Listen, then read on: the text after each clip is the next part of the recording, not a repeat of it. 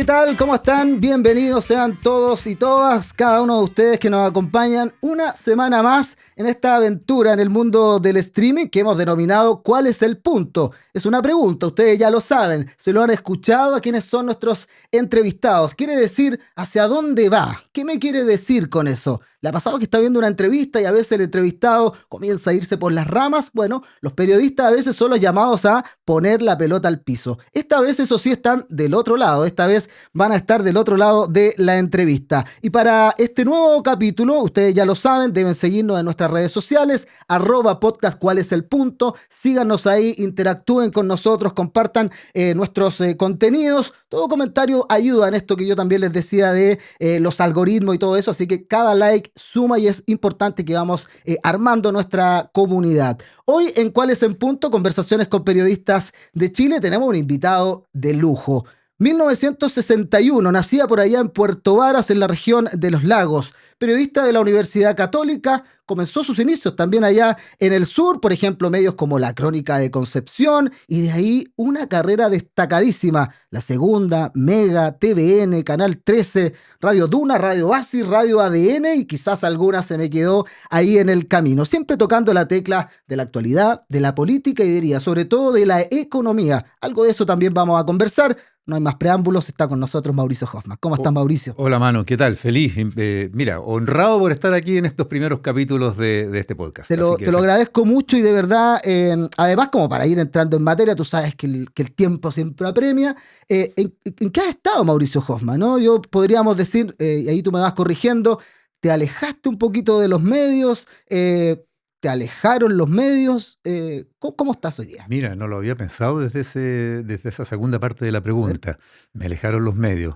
En principio me alejé de los medios. Estoy en una suerte de repliegue estratégico. Okay. Un repliegue también para la vida, en una etapa ya de adultez mayor en la que estoy entrando a los 65. Tú ya me echaste el agua con lo de 1961. Así es que asumamos. Después de 42 años ininterrumpidos de trabajo sin que faltara un día, digamos, de vida laboral, más allá de enfermedades y achaques circunstanciales. Y fue una larga trayectoria. Entonces quiero por ahora tomarme un tiempo para no descansar, sino que pensar, ver las cosas desde otras veredas y ver qué viene, qué depara el futuro. ¿Y lo último fue Radio ADN? Radio ADN, 10 años. 10 años corridos, que fue un buen ciclo, creo yo, y fue suficiente. Voy a partir ahora con una pregunta que le he hecho a todos nuestros invitados. Puede sonar bien grande, pero ahí la vamos desmenuzando. ¿Por qué periodismo, Mauricio Hoffman? Creo que primero que todo por algo más bien sensorial, casi sensual. A ver. La seducción del medio en sí. Creo que yo partí más que por los contenidos, por las formas. Me sedujeron las formas del periodismo, la forma de comunicar. Me gustó desde niño, adolescente, el tema de grabar con una cámara, de sacar fotografías y de escribir pequeñas cosas en el curso del colegio, digamos. Okay. Pero porque me gustaba la herramienta, tanto más que el contenido. Con el tiempo después fui entrando al tema de los contenidos y me fui metiendo en la comunicación de lo que es relevante para la sociedad, para los ciudadanos. Y por ejemplo, para ir también a lo mejor antes de periodista, yo decía del sur de nuestro país. Efectivamente, ¿cómo fue quizás tu infancia? ¿Estuviste siempre en el sur, luego Santiago? ¿La universidad siempre fue un horizonte? Sí, de todas maneras, y muy tempranamente visualicé además que el periodismo era el camino mío. Tuve otras alternativas, pensé también porque me gustaba mucho la arquitectura. Ya. Y me gustaba mucho el proyectar digamos, lugares de vida para la familia en principio y para otras personas. Y me encantaba hacer planos, en fin, de arquitectura, de casas que soñaba. Pero siempre en esa dualidad me tiraba más el periodismo. Y no tuve duda cuando tuve que postular a la universidad. ¿Y eso había alguna conexión, qué sé yo, del entorno, de la familia? No, al contrario, más bien había, no te diría yo, una oposición, que es bien frecuente en los que somos periodistas, que el entorno de... De hecho, es que eso también es algo que yo pregunto. ¿Cómo era el Chile como en el momento que tú decides...? Eso fue el año 78 cuando hice el cuarto medio, 79 cuando entré, plena dictadura, mucha restricción, los años más duros. Al mismo tiempo un atisbo de una fantasía que se vivió, el de la plata dulce, el del dólar a los 39 pesos, que fueron justo esos años, ¿no? Hasta el 81, cuando todo se empieza a derrumbar. pero el contexto era muy duro. Entonces, además, soñar con el periodismo de contenidos era difícil, era ¿Daba un cierto sueño temor que, también? claro, Sí. un poco de temor y un poquito la visualización de que podía ser un sueño frustrado de antemano. Ujú. Por eso que tal vez inconscientemente le busqué el lado sensorial al periodismo, al lado de la experimentación con las herramientas de la comunicación, más que con los contenidos, como tal vez cegándome un poco frente a unos contenidos que iban a ser duros. Ujú. Y cuando estudié periodismo, incluso pensé que iba a dedicarme a un periodismo más de corte científico o de corte internacional y no tanto contingente. ¿Y eso lo fuiste moldeando, por decirlo así, en la carrera? ¿Y Sí, tú te me lo vienes? fueron moldeando más bien, Ya. porque eso se da mucho en las circunstancias que vive el medio en el cual caes, porque hay que buscar pega después de Obvio. estudiar. De hecho, ¿Y cómo fue más o menos, ¿no? Esa sí, trayectoria? Del sur hasta cuarto medio hasta cuarto y medio. después a la Tuve U un Católica. pequeño paréntesis de vida en Santiago, Ajá. justamente para los años de la Unidad Popular y del golpe. Ahí, por razones de trabajo paterno, estábamos Ujú. en Santiago. Pero volvimos después al sur y claro, hasta cuarto medio en Puerto Varas y desde primer año en la Universidad de Santiago para siempre. Y ahí te quedaste en Santiago, ¿no? Me ¿No has quedé para siempre, vuelto? sí, Ya. sí, sí. Y la circunstancia, como te decía, fue esa. Es decir, en esos años uno, cuando ya estalló la crisis, yo te mencionaba antes el 81, 82, la premura de todo estudiante en Chile que se preciara de tener alguna conciencia era terminar la carrera, ayudar a los papás, empezar a liberarlos de la carga del hijo estudiante y empezar a batírselas. Así es que a mitad de la carrera estaba trabajando con todo y cuando salí, bueno, eso precipita que además uno eh, se ponga muy seriecito Ujú. temprano, Claramente. te cases joven, que fue mi caso también, y una vida que uno empieza a ordenar sobre la base del autosustento muy pronto, De rápido, ¿no? O sea, rápido. siendo estudiante, tú ya Ujú, empezaste a trabajar. ujú. Y esos primeros pasos, ¿qué recuerdos tienes como para llevarte a hacer cierta, no sé si comparaciones o ir mirando cómo ha evolucionado en ese tiempo, no sé, los medios? Bueno, para qué decir, hemos hablado también acá de, por ejemplo, al inicio las pocas escuelas de periodismo que Claro. habían. eh, Eran dos en esos tiempos, solo exacto. la Chile y la Católica. Se había cerrado la de Concepción, la de Antofagasta Ujú. estaba como en suspenso. Y además entrábamos 40 alumnos en la Católica y 20 en la Chile, me acuerdo Ese patente. era el grupo. Eran 60 ingresados a periodismo cada año, de los cuales salía, qué sé yo, los dos tercios que suelen egresar, y éramos muy pocos los que salíamos al mercado, por lo tanto. Y tú rápidamente empezaste, como decías tú, este interés de, como se dice el buen chileno, pitutear, Sí. me imagino con los académicos, con los profes, o cómo llegaste, no sé, Sí, a tu no, primera pega o tu primer en mi caso no fue instituto. tanto lo académico con los profes, no recuerdo haber sido ayudante yo por tetu de ningún ramo, ¿Ya? pero sí desde segundo año con un grupo de compañeros nos pusimos a trabajar en la desaparecida Radio Carrera, en unos programas dominicales en que teníamos que hacer unas notas durante la semana, y era un pequeño pituto. Pero, Pero después de una práctica que hice yo en el diario Crónica, que tú citaste, después del primero o segundo año de la carrera, puede haber ujú. sido el segundo, me quedé ya enganchado con el grupo del diario El Sur de Concepción, al cual pertenecía Crónica, y seguí colaborando con ellos en forma eh, frecuente, digamos, como estudiante todavía. Esto es entonces ya Mauricio periodista, se mete al mundo laboral, al mundo de los medios.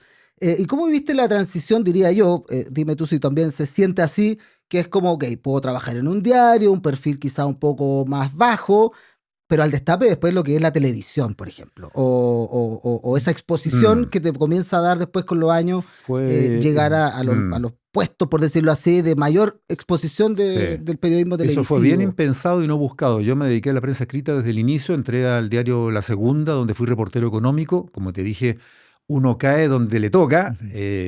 Yo de pronto visualicé que a través de algunos conocidos podía acceder al director de La Segunda para que me entrevistara y viera alguna posibilidad de quedarme ahí o de trabajar ahí. Resultó. Y la necesidad que había en ese minuto, y por eso resultó, es que se estaba formando la sección económica. Así que caí parado en la sección económica con mi jefa María Eugenia de la Jara, que fue mi primera editora durante como los 8 años en que estuve ahí. Al final ella se fue, yo terminé siendo el editor de economía en la segunda, y estaba en eso cuando de pronto vienen muchos cambios en Chile. Ujú. 89, 88 plebiscito, 89 elección de Patricio Elwin, en marzo del 90 debuta la democracia, se crean nuevos medios, coincidió con que en las postrimerías de la dictadura se liberó el antiguo Canal 9 y comenzó la televisión privada con Megavisión. Me entusiasmó mucho el meterme a ese mundo. Había una efervescencia. Una efervescencia notable, nuevos medios, la época existía desde el 87. Entonces, en ese clima, como que tuve la inquietud de no seguir otro 9º año en la segunda, porque fueron como 8 años, 7 o 8 años los que estuve allí. Gran tiempo. Harto tiempo también. Consideraba una experiencia que estaba como topando ya algunos techos, digamos, y pensé que podía ser una buena cosa meterme al nuevo canal. Bueno, Megavisión de esa época. ¿Y cómo comenzaste eso? A vivir ese nuevo espacio que ya no es solamente, de cierta manera, que se destaca el rol periodístico, sino que también la conducción o aparecer en pantalla y comenzar con este mundo ya más expuesto. Sí, primero me tocó formar la sección económica de Megavisión, ser editor, reportero a la vez y en alguna medida presentador de algún bloque económico. Y algunas apariciones en pantalla parece que dejaron contento a las jefaturas que me empezaron a dar algún espacio. Partí yo reemplazando a Sergio Campos en la conducción del noticiero de medianoche de los viernes. Porque él había partido, siendo conductor del diario Cooperativa todas las mañanas, muy temprano, el conductor del medianoche. Abriendo y cerrando transmisión. Exactamente. Entonces, de pronto se consideró que merecía algún descansito, Sergio, y los viernes me dejaron a mí en la conducción, siendo periodista de 30 años, digamos. Y eso después me abrió la puerta que ya el año 91, por alguna otra circunstancia de cambios en la conducción del informativo central de Megavisión, que era Mega Noticias, me permitió acceder a la conducción de Mega Noticias durante ese año junto a Gloria Stanley, que era una periodista mayor que yo, más experta, con más trayectoria y con un enorme reconocimiento. Entonces fue como tener una maestra conmigo ahí también trabajando. Y digamos, estar al nivel y... Exacto. Y aperrar como se hizo un poco con el momento. Así fue. Y después entonces comienza, yo nombraba algunos medios, porque te quiero llevar, hemos ido hacia atrás, hacia adelante. Yo tengo acá un registro, ya obviamente de la época televisiva, y te lo quiero mostrar para que tú lo veas. Ahí nuestras personas también lo van a mirar. Esto es un debate Señores presidencial. aspirantes a la moneda, Chile está alcanzando ya una cifra histórica en su desarrollo. Estamos alcanzando la cifra muy psicológica, ¿no es cierto?, de $100.000 millones en Producto Interno Bruto al año. Pero muchos chilenos siguen excluidos de este desarrollo. Uno de cada 5 jóvenes no tiene trabajo, por ejemplo. La mitad de los jubilados sobreviven Piñera, Lavín, mínimas. 4 de cada 5 Bachelet, Hirsch. No ha terminado su educación escolar, no termina la enseñanza media. Estos son debates Anatel. Se ha hablado ¿no? mucho en el debate anterior de la concentración del poder económico y político. Yo los quiero llevar al otro extremo, a la exclusión de esos chilenos. La misma exclusión que está provocando los disturbios que hemos conocido en Francia en estos días. ¿Hay cohesión social o exclusión social en Chile? ¿No temen ustedes que se está incubando un germen de descontento e incluso no queremos ni pensar en un estallido social también como el que los franceses ni se esperaban? Si es así, ¿qué sector excluido ustedes abordarían como prioridad y con qué medida concreta? Señor Piñera, responde en primer lugar. Mauricio, ¿qué pasa al ver este video? Yo al menos dos cosas, ¿no? 2005 y ese Chile, después de los 2000 o en la época de los 2000, pero esbozas la palabra estallido, que bueno, no era relativa, no era nuevo, ¿no? Pero me refiero a que pones ese concepto acá como algo posible en Chile.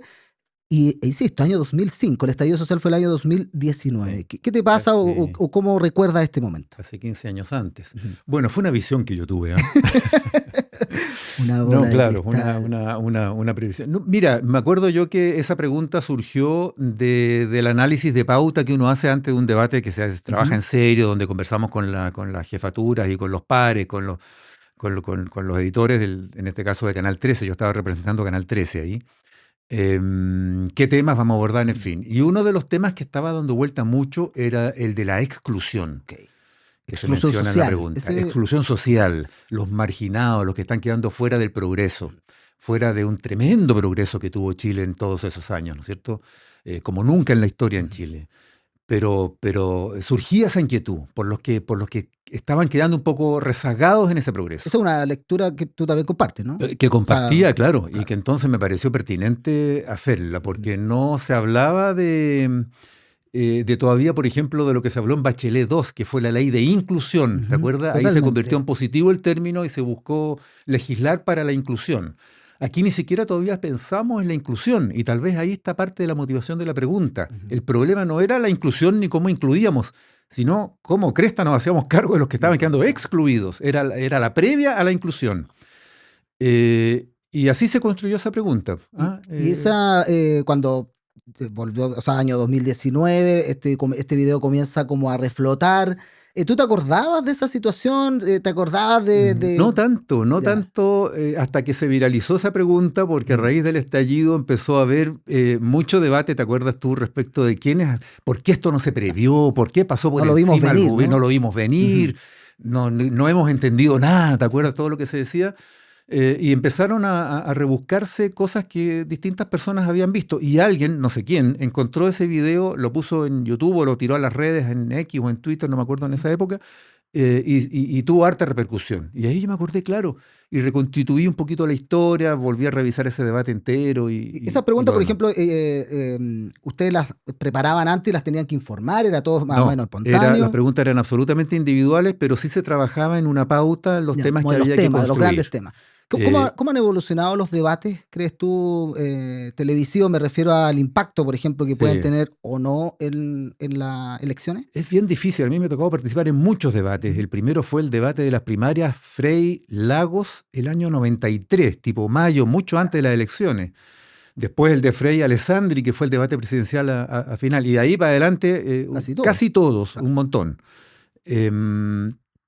Creo que han evolucionado con pasos adelante y atrás.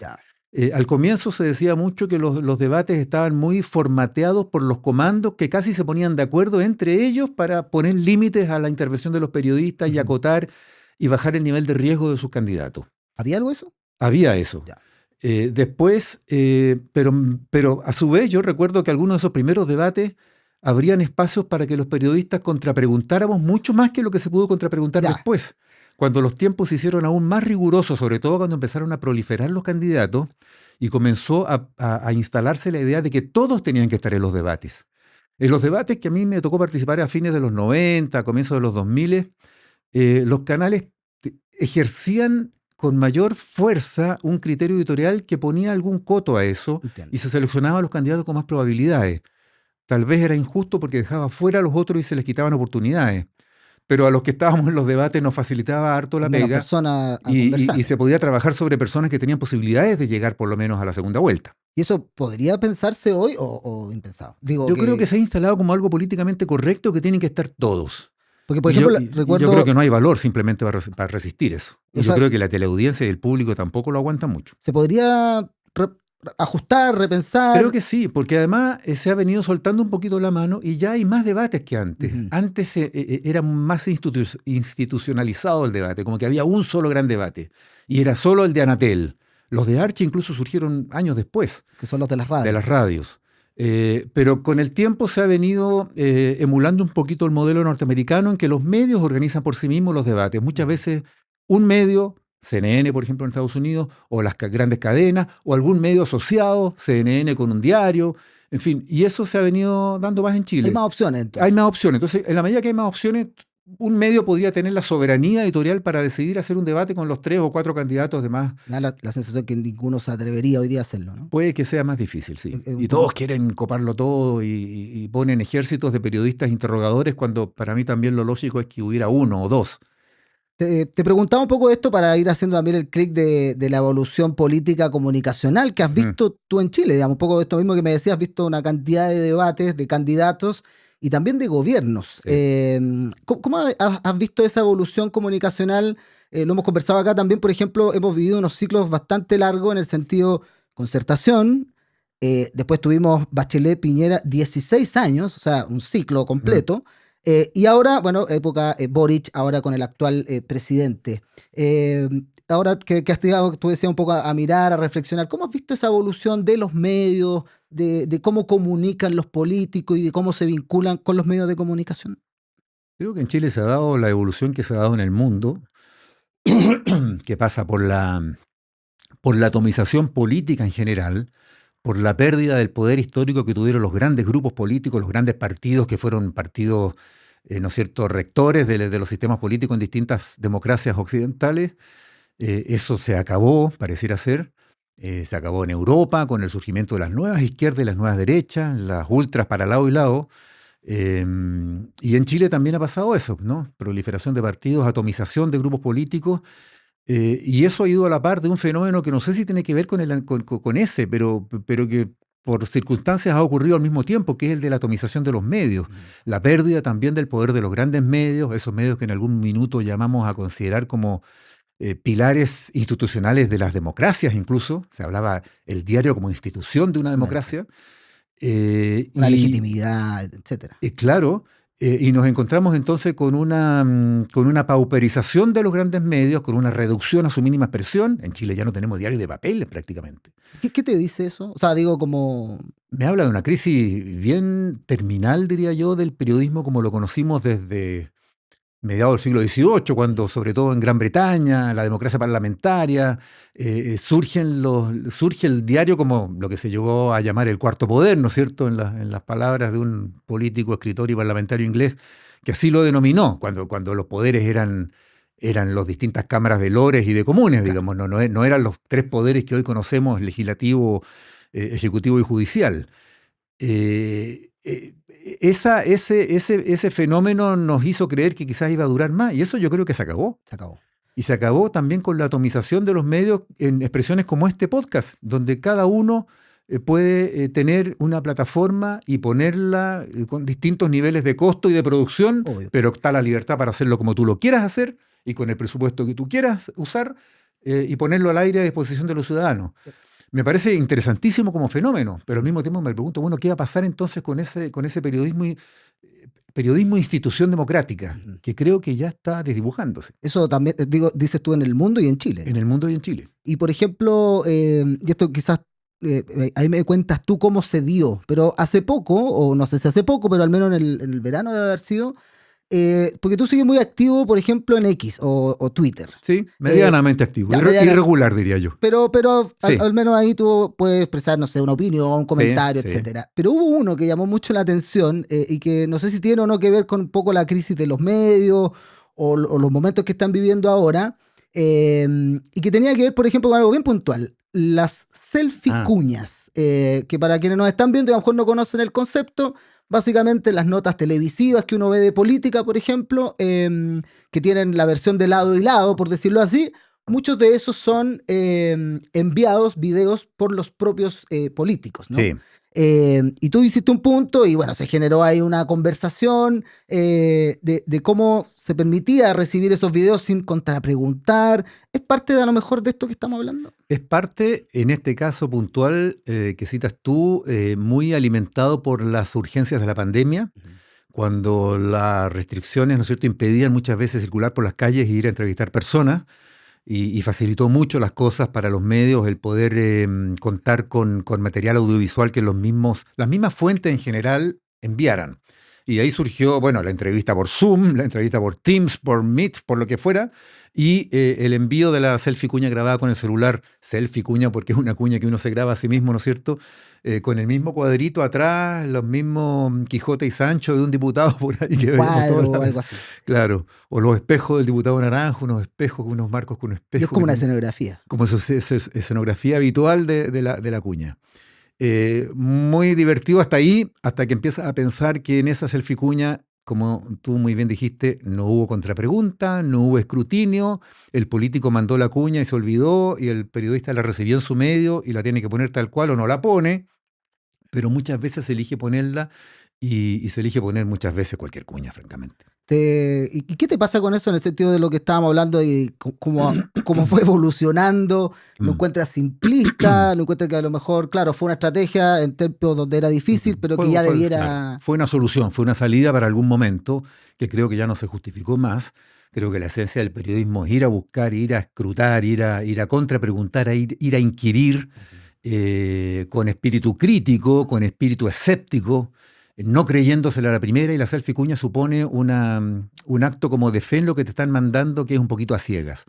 Me parece bien despreciable que los medios sigan usándolo como recurso, más allá de que muchas veces se puede justificar por una cuestión de hora, porque no hubo otro medio, porque la persona está fuera del alcance geográfico, ¿no es cierto?, para tener una impresión de alguien que tú necesitas tener para completar una información más fiel incluso. Que pudiera ser a lo mejor una excepción, no la regla. Exactamente. Pero el criterio es que se ha convertido en regla. Y tú ves informativos hoy día que están poblados de esta pequeña herramientita que me parece bien barata. Mencionaba ahí también en tu análisis, por ejemplo, que no tenemos diario en papel, ¿no? Y ahí te llevo un poco, hecho también esta pregunta de cómo ves hoy día las herramientas que generan los medios para que las personas se informen, o cómo conectan hoy día con las audiencias los medios que pareciera ser como que siguen sobreviviendo, sí, más que viviendo. Es que tú das en el punto ahí, Manu, con la expresión de sobrevivir y un poquito salir adelante en un medio escaso, precario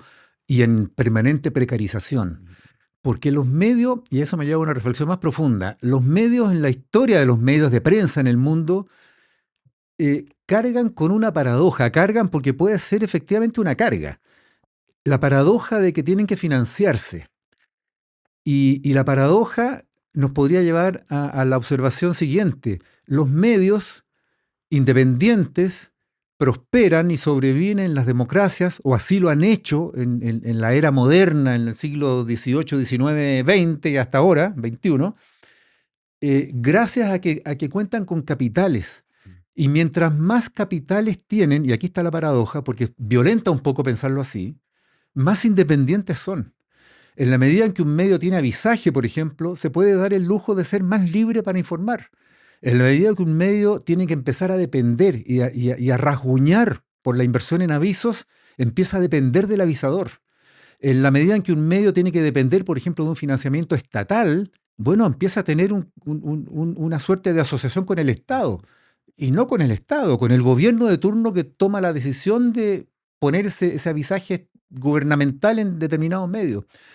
Entonces, los medios en democracia los rescataba yo más temprano en el programa como una institución de la democracia, o así los vimos durante su par de siglos, 2 o 3 siglos, pero eran institución de la democracia teniendo que financiarse para ser independientes con los capitales privados.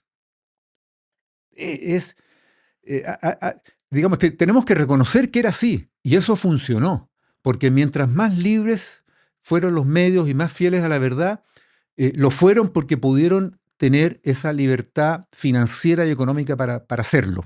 Y que hoy es escaso. Y hoy es escaso. Entonces me pregunto, estos medios que tienen que suspender sus ediciones de lunes a viernes y circular solo el sábado o solo el domingo, si es que en papel o no simplemente, y ser unos medios digitales, los mismos canales de televisión que han perdido buena parte de la torta publicitaria porque se ha ido a los medios digitales y a la publicidad digital directa de las redes, ni siquiera los medios digitales. Bueno, me pregunto con qué libertad cuentan para informar con apego a la verdad siempre. Ajá. Yo creo que lo intentan y el esfuerzo pero el esfuerzo es cada vez más duro. Es desafiante. Es desafiante, sí. Y a la vez, pero un poco desolador también. Desolador porque es incierto. Creo que los medios enfrentan un futuro medio cercano a lo terminal. Francamente, yo creo que vamos a tener que empezar a imaginar en qué va a traducirse esto, cuál va a ser la evolución que van a tener los medios. Y en esa evolución te quiero hacer quizá un verso, porque yo lo mencionaba al pasar, y nos gusta que ustedes que han tenido la experiencia de, por ejemplo, de varios gobiernos, para la nueva generación o etcétera, han ido cambiando la manera de comunicar los gobiernos. Uh-huh. Por ejemplo, acá hemos debatido y algunos han planteado que actualmente tenemos el primer gobierno de derecha, diciendo que Piñera finalmente no fue tan de derecha. Tratando de marcar un punto, ¿no? Como en lo que hemos visto hasta ahora de este actual gobierno, un poco más al choque, aunque ha ido quizá eso decantando un poco. Pero, ¿cómo has visto que comunican los gobiernos en estos nuevos contextos? Yo creo que no sé si ha cambiado tanto, porque las herramientas han cambiado, los contextos han sido cada vez distintos, pero no puedo dejar de pensar, por ejemplo, en las estrategias comunicacionales de la dictadura. con el ejemplo del cometa Halley, ¿no es cierto? Por ejemplo, y el ministro secretario general de gobierno Cuadra en esos años. Una historia que él mismo ha reconocido, contado y casi confesado, que en el sentido de que fue una herramienta que se usó para, de alguna forma, distraer a la opinión pública. Eso viene de Goebbels y de los nazis, ¿no es cierto? Y desde siempre se han usado herramientas de distinta calaña para lidiar con la ciudadanía, con la opinión pública. No creo que haya habido tanto cambio en la visión profesional. Por ejemplo, no puedo tampoco dejar de recordar lo acertada y profesional que fue la conducción comunicacional del proceso de transición. Desde los equipos que se armaron para comunicar a la ciudadanía la propaganda del no, en la primera franja que conocimos televisiva del 88, antes del plebiscito. Hasta la forma en que se manejó las comunicaciones del gobierno de Elwin, por ejemplo, cuando estaba Pinochet al mando del ejército, cuando la transición era re difícil, cuando con había militares, digamos. Claro, además era un proceso de riesgo, claro, donde había que manejarse con pies de plomo, porque todo se podía revertir o ir al tacho de un momento a otro. Pero hubo un manejo muy profesionalizado de las comunicaciones, con un Tirón y con un Correa en la Secretaría General de Gobierno. Entonces, en ese sentido, creo que no es que se haya evolucionado ni para bien ni para mal en lo profesional. Lo que sí ha ocurrido es que se ha producido una potenciación de los equipos comunicacionales en todas las reparticiones del gobierno, con ejércitos de periodistas. Es algo que tú conoces bien, sí, ¿no? Sí. O sea, en las reparticiones distintas, los ministerios, los organismos del Estado. Que muchas veces me parece que, digamos, puede ser balanceado, ¿no? Claro. O proporcional a, qué sé yo, por ejemplo, voy a inventar, pero tomar un ejemplo, no sé, el Ministerio de Educación, por ejemplo, que tiene un impacto y uno podría decir, bueno, se puede proporcionar la necesidad de comunicar, etcétera. Tú dices que puede haber una exageración yo creo de que eso, sí. o incluso cuando se habla ahora de fusionar ministerios, por ejemplo. Yo creo que sí, que había una exageración en eso, se han formado equipos que no me explico bien por qué han sido tan numerosos en algunas reparticiones que uno no puede entender por qué hay tantos periodistas. ¿Eso en general sí de los gobiernos o lo viste? Ha sido en general, yo creo que ha sido creciente con el paso de los años. Ahora este gobierno actual tiene una impronta de restringir el Estado, ¿no es cierto? Y de achicar a algunos equipos, y yo creo que uno de los primeros a los que les tiene echado el ojo es a los equipos comunicacionales. Supongo, no sé, me imagino, no he visto que haya habido una razzia ni nada por el estilo, pero supongo que parte de lo que se está cuestionando es la hipertrofia de esos equipos. Porque además una cosa es la cantidad y otra es la calidad, ¿no? Claro, y una cosa es que tú tengas buenos equipos asesorando a las autoridades principales, que son las que tienen la interacción con el público, pero no todos tienen ese mismo nivel de interacción. Entonces... Y otra pregunta a propósito un poco de esa transición o ese como poder del poder, por decirlo de alguna manera gráfica, ¿eso tú lo ves hoy día también? Uno a veces tiene en el imaginario que... o notas, por ejemplo, donde, no sé, un ministro podía llamar a un medio o influir a través de editores, o esto es más un imaginario que real. ¿Qué aproximación tiene a eso? Yo creo que es menos conspirativo que lo que muchas veces se cree. Es un poquito... pero se da, o sea, yo creo que esas comunicaciones siempre se dan, en estas cosas siempre pesan las relaciones sociales, los contactos de otro tipo que existen en la sociedad chilena, sobre todo, más que en otras democracias de Occidente. Es muy latinoamericano y por lo tanto es muy chileno, el contacto, ¿no es cierto? De alguna forma el pituto para llegar a, no hablo del pituto como pega ni como conseguir algo medio ilícito, sino que el pituto para el simple contacto, para el comunicar algo, o sea, tengo un conocido en tal medio o tengo un conocido en tal ministerio, desde el punto de vista del medio, se da mucho eso, obviamente. Y te quiero preguntar y hacer un versus ahí en la manera de comunicar, aprovechando esto que yo te decía, para dejar un poco de lado el ciclo Piñera-Bachelet. Y como hoy tenemos muy a la vista dos estilos muy distintos, el del presidente Boric con el del presidente Kast. ¿Cómo has visto o cómo viste la instalación de ambos gobiernos desde el punto de vista político, pero también mirándolo desde el punto de vista de la instalación comunicacional, su relación con los medios, la eficiencia o no comunicacional? Boric versus Kast. Sí. Creo que la comparación se hace un poquito compleja cuando piensa en las distintas circunstancias. Boric fue el presidente del proceso estallido y constitucional. Hubo una cadena de acontecimientos políticos, sociales, ciudadanos ahí, y que además fueron económicos incluso, que marcaron mucho el inicio del gobierno de Boric. Este gobierno entra con un país en otro estado, en una cierta normalización que la administración Boric se autoadjudica, ¿no es cierto? Creo que es un poquito injusto que se la autoadjudique porque la normalización era algo que tenía que ocurrir y que de alguna manera incluso en toda la primera parte del gobierno Boric ocurrió casi a pesar de esa administración. Pero bueno, el país se normalizó y Kast asume en otro estado. Es difícil comparar eso, creo que hay que hacer un análisis más sofisticado. En lo comunicacional, me acuerdo yo que cuando asume el gobierno de Boric hubo mucha cerrazón inicial. Hubo una suerte de temor a exponerse mucho con medios que yo creo que esa administración o las personas de esa administración veían con mucha distancia. Los medios tradicionales en Chile, los medios que siempre se suelen ser asociados como los que controlan el poder, que están asociados a lo fáctico. Y ahí está la prensa escrita, los 2 diarios principales que hay, están los principales canales de televisión. Y yo creo que había una distancia con ese mundo de las comunicaciones.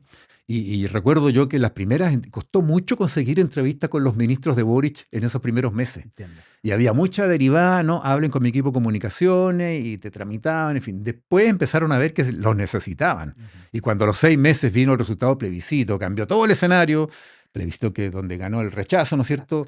Bueno, todos sabemos y ha sido súper hablado el cambio, el vuelco que tuvo que vivir el gobierno por dentro para enfrentar lo que se venía. Distinta entonces cancha la que le ha tocado a ambos. Solo hay una línea, el traspié quizás de la vocería, por ejemplo, del actual gobierno.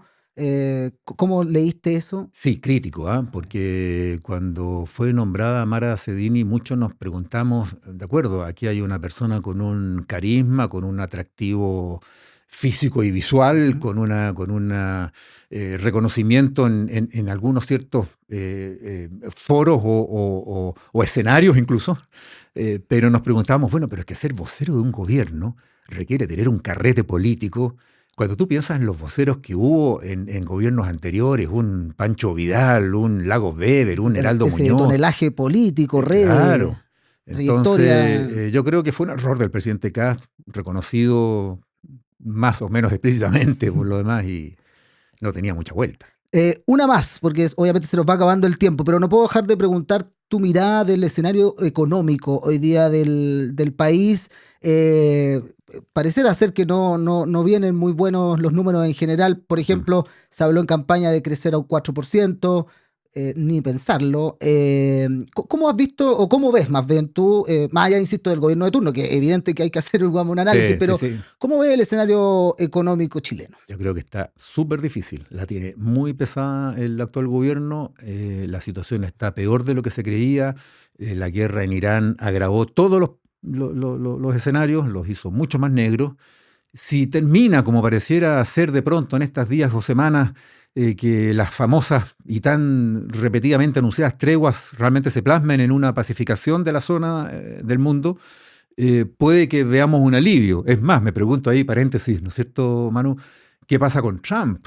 Porque si realmente se produce un alivio, baja el petróleo, baja los combustibles en Estados Unidos, baja el costo de la vida, en una de esas Trump no la tiene perdida de las elecciones de medio término de noviembre, como hasta ahora se ha visto que las tenía perdidas, o que ya lo estaba perdiendo. Yo creo que lo puede recuperar Trump, ojo con eso. Si es que se produce esa solución virtuosa de la situación en Medio Oriente. Y ese es un componente fundamental para un país tan vinculado con el mundo como Chile. Pero aquí el problema fiscal, yo no es por nada, pero así como fui capaz de prever el estallido del año 2005, hace hartos años, ya como 4 o 5 años en la misma radio, conversando de los escenarios, pleno gobierno Boric, situaciones entre plebiscitos por ahí, políticas IFE, políticas de pandemia, retiros y todo lo demás. En esos contextos me acuerdo que alguna vez, comentando en alguna pauta en la radio, dijimos, y yo en lo particular dije aquí, lo que más viene como gran problema es lo fiscal. En lo fiscal. Bueno, ahí están todos los puntos. Y hecho, ¿no? Ahí está, claro. Y en esa misma línea, el manejo, por ejemplo, tú has visto a varios ministros de Hacienda. Sí. ¿Cómo has visto el estilo del actual ministro de Hacienda? Creo que la tiene muy clara, ¿no? En cuanto a lo que él quiere y lo que él cree, en fin, y lo que él piensa que hacer. Ha sido muy consistente. La política de shock inicial de los combustibles, yo creo que fue una apuesta de altísimo riesgo que no pueden no haber previsto el costo que iba a tener político, para qué decir el costo para los bolsillos de la gente. pero lo hicieron igual. Yo creo que ahí hay un arrojo político que hay que analizar más allá de la reacción inicial de qué horror que hicieron esto. Porque finalmente lo que ha pasado demostró que como política económica, no política social, era certera, era acertada, digamos. Porque el petróleo ha seguido así y el fisco se ha ahorrado un montón de plata que hubiera tenido que usar para subsidiar las bencinas y los estanques de bencina de los automovilistas, cuando hay necesidades tanto más urgentes. Desde ese punto de vista es acertado. Pero el costo político y social para la gente que realmente la sufre es muy alto. Y ahí, y ese ejemplo revela una falta de una empatía política amplia, de una apertura mental, ¿no es cierto?, en esas autoridades, partiendo por el ministro de Hacienda, que hay que tener. Y que de pronto a otros en el gobierno parece también faltarles, como por ejemplo cuando se ve que están negociando una mega reforma, así llamada, que requiere votos. Y por otro lado, hay otras decisiones o acciones políticas que socavan cualquier posibilidad de acuerdos y consenso, o al menos los dificultan. ¿Cómo ves para Chile que, por ejemplo, una mega reforma o reforma tributaria para otros se apruebe con poco margen, pensando en el escenario fiscal, económico, cómo nos ven los inversores? Sí, yo creo que mientras menos margen haya en esa diferencia de votos, más riesgo hay de que esa política cambie, y los inversionistas lo tienen más claro que nadie. He escuchado un montón de empresarios, inversionistas, analistas de las grandes consultoras internacionales que han dicho, mire, si más que la baja de impuestos nos interesa que haya estabilidad, que haya tranquilidad y certeza y certidumbre hacia futuro respecto a las reglas del juego. O sea, podría ser, digamos, que se genere algo contraintuitivo de la misma interés. Exacto, de la reforma. Que venga, ya conocemos lo que pasó con las reformas que después son altamente cuestionadas. Totalmente. ¿Qué es lo que vienen? Las contrarreformas. Cuando hubo la reforma tributaria de Bachelet, que causó un gran costo al país en decrecimiento, en estancamiento económico, y eso yo creo que es más o menos transversalmente reconocido, sus mismos autores ya lo han reconocido, lo que vino después fue la reforma o la contrarreforma. Y ese es el riesgo de lo que puede ocurrir ahora también. Entonces yo creo que más le vale al gobierno conseguir hartos votos, diferencias importantes. No va a tener tal vez los votos del Frente Amplio y del Partido Comunista, pero los votos del llamado Socialismo Democrático podría... del PDG, de otras fuerzas políticas, y pudiera armarse una mayoría interesante, pero va a tener que ceder, y te apuesto que va a ceder en que va a tener que tener una rebaja tributaria a las grandes empresas, o a todas las empresas, compensada con algún otro tributo, así que vamos preparando los bolsillos para pagar un impuesto a los combustibles, a los alcoholes, a los azúcares. La plata tiene que salir de alguna parte. Tiene que salir de alguna parte. Y poca plata hay, parece la... no solo poca plata, falta plata. Falta plata. Estamos con un déficit importante. Lo que no falta, y lo que no ha faltado hoy día, es la compañía de Casa Salvo, que es esta cafetería Coffee Roaster que nos acompaña en nuestro programa. Lo interesante de Casa Salvo es que no solo seleccionan el café, lo cultivan, controlan todo el proceso desde su propia finca en Colombia hasta el tostado y la taza que tenemos hoy en esta mesa, y por supuesto también ahí en General Salvo, en la comuna de Providencia. ¿Quieres conocer esta experiencia? Visítanos en @casasalvo.cl, y para compras, porque no solo va directo a tu taza, sino que directo a tu casa a través de casasalvo.cl. Así que hoy día Casa Salvo nos ha acompañado y te trajeron aquí un pequeño presente, Mauricio, por favor, para que... Pero no era la idea. Cafecito para que... No vine por esto. hay qué maravilla. Eso, rico café ahí para que te lo lleves entonces y puedas compartirlo en casa, en familia. Mira. Casa Salvo nos acompañó el día de hoy. Y antes de despedirnos, mira, tú ves estos libros ahí, ¿no es cierto? Bueno, sí. No son solo utilería. ¿Ya? Nos acompaña desde la librería La Feral, una librería independiente, una librería de barrio. La idea es que puedas tomar algún título, puedes tomarlo, sácalo nomás, la idea es que te puedas llevar uno, a ver si lo puedes hojear, mientras yo te cuento que en La Feral tienen un catálogo cuidadosamente seleccionado de literatura, ensayo, narrativa chilena y divulgación. Pero lo mejor es que recomiendan libros pensando en lo que te gusta leer y no necesariamente lo que está de moda. Si quieres descubrir tu próxima lectura, simplemente ingresa en redes sociales @la librería La Feral, @librería La Feral, y en librerialaferal.cl. ¿Con cuál te quedaste? José Rodríguez Elizondo, cuyas columnas sigo siempre. Un visionario de las relaciones además internacionales de Chile. Historia de la relación civil-militar en Chile. Ahí se lo pueden mostrar ahí, excelente. Ahí no va. Entonces, gentileza de librería La Feral, Mira, qué bueno. para acompañar ahí tus lecturas. Esto es del Fondo de Cultura Económica, claro. No, claro, así es. Bueno. Y bueno, una variedad enorme. Mauricio Hoffman, te quiero agradecer todo este tiempo conversando con nosotros. Ha sido un gusto además volver a reencontrarnos. De verdad, muchas gracias. Un honor para mí, Manu. Muchas gracias a ti. Y ustedes, síganos en @podcast. ¿Cuál es el punto? Conversaciones con periodistas de Chile. Muchas gracias por acompañarnos.